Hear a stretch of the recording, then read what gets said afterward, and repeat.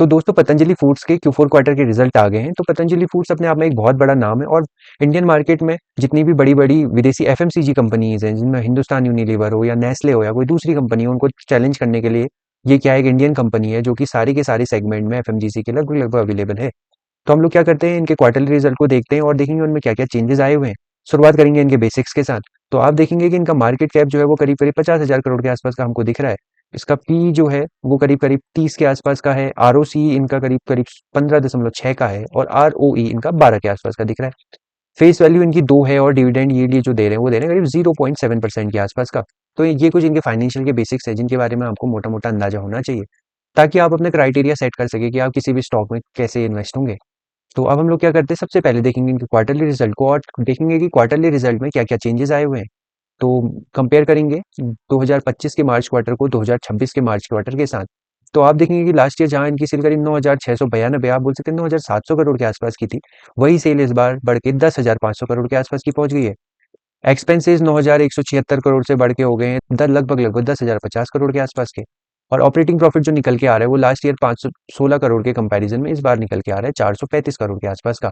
Operating profit margin last year था 5%, इस बार के मार्च क्वार्टर में है 4% का। और आप देखेंगे कि करीब करीब पिछले 6-7 क्वार्टर से 4-5-6% की रेंज में हमको जाता हुआ दिख रहा है। इसके अलावा इनकी अदर इनकम जो है वो लास्ट ईयर थी करीब करीब 53 सीआर की, जो इस बार बच गई है 27 सीआर के आसपास, ऑलमोस्ट हाफ हो गई है। इंटरेस्ट इन पे करीब 25 करोड़ से बढ़ के 35 करोड़ का हो गया है और डेप्रिसिएशन 85 करोड़ से इस बार कम होकर 62 करोड़ के आसपास का रहा है।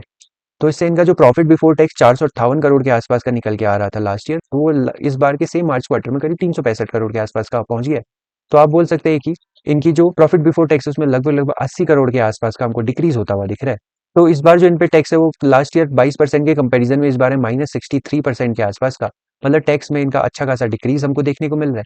तो इससे क्या हो रहा है, जो नेट प्रॉफिट इनका करीब 359 सीआर के आसपास का था, वही इस बार 594 सीआर के आसपास का पहुंच गया है। तो हमको ये जो दिख रहा है कि ये जो इनका टैक्स -63% का आया, इससे फ़र्क ये पड़ा कि जहाँ पर इन्होंने क्या करा था लास्ट ईयर के कंपैरिजन में ऑपरेटिंग प्रॉफिट जो कि उनके बिज़नेस से निकल के आ रहा है, मतलब इनका जो प्रॉफिट जो इनके बिज़नेस से निकल के आ रहा है वो तो कम हुआ, लेकिन टैक्स ने वही चीज़ इनकी क्या करके इंक्रीज़ करके पहुँचा दी है 594 करोड़ के आसपास, मतलब लगभग 600 करोड़ के आसपास। आप देखेंगे इनके नेट प्रॉफिट में लगभग 240 करोड़ के आसपास का हमको इंक्रीज़ होते हुए दिख रहा है।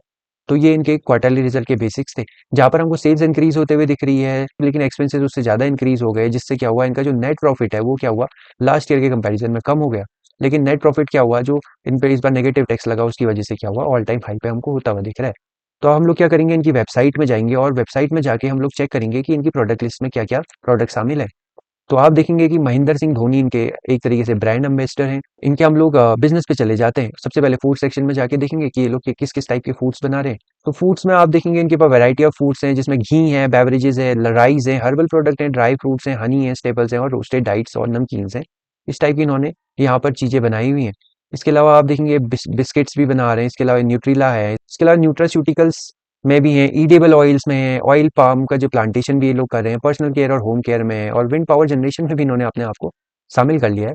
तो इससे हमको कहीं न कहीं देखने को मिल रहा है कि पतंजलि अपने आप में एक ओवरऑल बहुत बड़ा ब्रांड उभर के सामने आ रहा है। तो ये पतंजलि की आप कह सकते हैं कि प्रोडक्ट लिस्ट है, जहाँ पर इसमें हमको स्किन केयर से रिलेटेड सामान दिख रहे हैं, हेयर केयर दिख रहे हैं, होम केयर दिख रहे हैं, उसके अलावा डेंटल केयर है। तो इस वजह से मैं जो कह रहा था कि पतंजलि ने हिंदुस्तान यूनिलीवर हो या नेस्ले हो या कोई दूसरी कंपनी हो या मारिको हो, हर किसी के बिजनेस पे कहीं न कहीं इम्पैक्ट डाला है, क्योंकि कहीं न कहीं ये एक उनके सस्ते और देसी ऑल्टरनेटिव, और आप कह सकते हैं कि इन्होंने जो अपने ऊपर आयुर्वेदिक का ठप्पा लगाया है, उसकी वजह से क्या हो रहा है, दूसरी जो भी कंपनीज़ हैं, उनके बिज़नेस में हमको इम्पैक्ट होते हुए दिख रहा है। ये मोटा-मोटा ओवरव्यू है पतंजलि के प्रोडक्ट्स का। तो अब हम लोग क्या करते हैं, फिर से इनके फाइनेंसियल्स पे जाएँगे और देखेंगे इनके इस बार के ईयरली रिजल्ट को कि उसमें क्या चेंजेस देखने को मिल रहा है। तो आप देखेंगे कि इनका जो सेल्स है वो ऑल टाइम हाई है, करीब 38,719 करोड़ के आसपास की पहुंच गई है।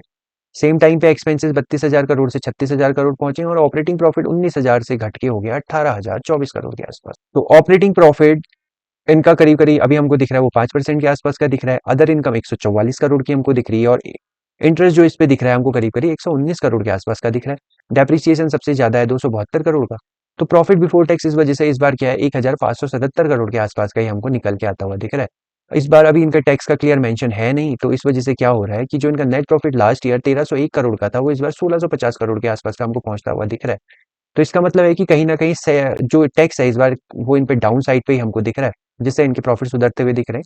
अदरवाइज क्या हो रहा है, इनकी सेल्स तो इंक्रीज हुई लेकिन इनके क्या हुआ, एक्सपेंसेस उससे ज़्यादा तेजी से इंक्रीज हुए हैं, जिस वजह से इनका ऑपरेटिंग प्रॉफिट मतलब जो इनका बिजनेस से आने वाला प्रॉफिट है वो कम हो गया है। तो ये इनके आप बोल सकते हैं कि क्वार्टरली रिजल्ट के एनालिसिस थे और ट्रेलिंग 12 मंथ का एनालिसिस था। अब उसके बाद हम लोग क्या करते हैं, लास्ट 5 साल का इनका चार्ट देखते हैं और देखते हैं कि उसमें क्या क्या हम लोगों को पॉसिबिलिटीज नजर आ रही हैं। तो आप देखेंगे कि यहाँ कहीं पर पतंजलि ने आईपीओ आने के बाद एक लो लगाया था और उसके बाद ये कंटिन्यूअसली लोअर हाइस के फॉर्मेशन में ऊपर गया था। लेकिन क्या किया था, जो इसने अपना आईपीओ के हाई का ब्रेकआउट किया था, ये उस ब्रेकआउट को सस्टेन नहीं कर पाया था और नीचे गिर गया था। और दूसरी बार में जब इसने यहाँ पर से उसी हाई का ब्रेकआउट दिया तो ये क्या हुआ, कंटिन्यू अप ट्रेंड की रैली में गया था। और उसके बाद अब इसने क्या करा है, एक ऊपर की जोन पे आके आप देखेंगे, इस जोन के आसपास आके कहीं ना कहीं ये एक कंसोलिडेशन जोन में था बहुत लंबे टाइम तक। फाइनली इसने ब्रेक डाउन किया और ब्रेक डाउन के बाद इसमें क्या हो रहा था, डाउन ट्रेंड की जर्नी दिख रही थी। तो अब हो क्या रहा है, हमारे पास ये वाला लेवल जो आप बोल सकते हैं करीब 450 के आसपास का लेवल है, ये इसके लिए एज अ इंपॉर्टेंट सपोर्ट की तरह काम कर रहा है। तो अब फर्दर मूव पतंजलि में इसी लेवल के आसपास से हमको देखने को मिलेगा। तो इस लेवल पे हमारी नज़र बनाए रखना काफ़ी ज़्यादा इंपॉर्टेंट हो जाता है। अब हम लोग क्या करते हैं कि बैलेंस शीट में जाते हैं और वहाँ की इंपॉर्टेंट चीज़ें चेक करते हैं। तो सबसे पहले हम लोग देखते हैं कि रिजर्व को, जो कि करीब-करीब आप बोल सकते हैं 12,000 के करोड़ के लेवल के आसपास टच होने वाला है। बोरोइंग्स इनकी करीब 3,000 करोड़ के आसपास पहुँच गई हैं और इनका करंट वर्थ करीब 56 करोड़ के आसपास का है। इसके अलावा इन्होंने इन्वेस्टमेंट भी करके रखी हुई है 376 करोड़ के आसपास की। तो ये इनकी बैलेंस शीट की कुछ रफ-रफ चीज़ें हैं जिनको हमको नज़र देनी चाहिए एक बार। उसके बाद हम लोग लास्ट में जाते हैं इनके शेयर होल्डिंग पैटर्न्स पर। तो आप देखेंगे कि इनमें जो प्रमोटर्स थे वो 80% से ड्रॉप होके पहुंच गए हैं 68%। और मैं आपको बता दूं कि जो प्रमोटर्स की हाईएस्ट लिमिट है किसी भी कंपनी में होल्ड करने की वो 75% होती है।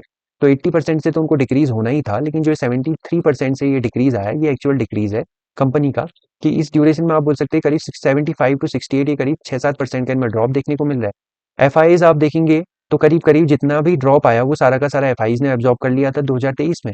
और अभी उनमें करीब करीब यहाँ पर आप देखेंगे तो 12% तक पहुंच गए थे बीच में एफ और अभी वो ड्रॉप हो गए 9% के आसपास। और सेम टाइम में जो भी एफ में ड्रॉप आया वो तो उसमें से अधिकतर ड्रॉप जो है डीआईएस ने एब्जॉर्ब कर लिया था। इसके अलावा पब्लिक 13.9 मतलब 14% के आसपास थी, वही पब्लिक अभी 10.49 के आसपास पहुंच गई है। जो कि बीच में घटते घटते एक टाइम पर जो कि जून 2025 का लेवल है जब वो 7% के लेवल पर भी थी।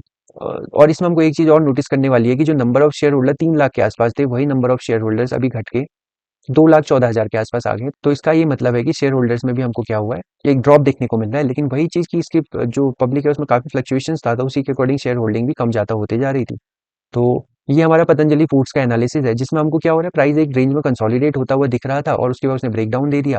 प्रमोटर्स घटते हुए दिख रहे हैं, एफआईआर और डीआईएस क्या बैलेंस ही है। पब्लिक में लास्ट क्वार्टर के कंपैरिजन में हमको इंक्रीज होता हुआ दिख रहा है। इसके अलावा इनकी सेल्स इंक्रीज हुई है लेकिन ऑपरेटिंग प्रॉफिट मार्जिन कम हो गया क्योंकि एक्सपेंसेस बढ़ गए। तो ये हमारा पतंजलि फूड्स का मोटा मोटा एनालिसिस था। आई होप आपको एनालिसिस पसंद आया होगा। तो अगर आप इसी तरीके के स्टॉक मार्केट से रिलेटेड अपडेट चाहते हैं तो आप मेरे टेलीग्राम ग्रुप को ज्वाइन कर सकते हैं। उसका लिंक मैंने इस वीडियो के डिस्क्रिप्शन में डाल दिया है। और अगर आपको मेरी वीडियो पसंद आई तो वीडियो को जरूर लाइक और शेयर करिएगा। तो चलिए मिलते हैं नेक्स्ट वीडियो में, तब तक अपना ख्याल रखिए।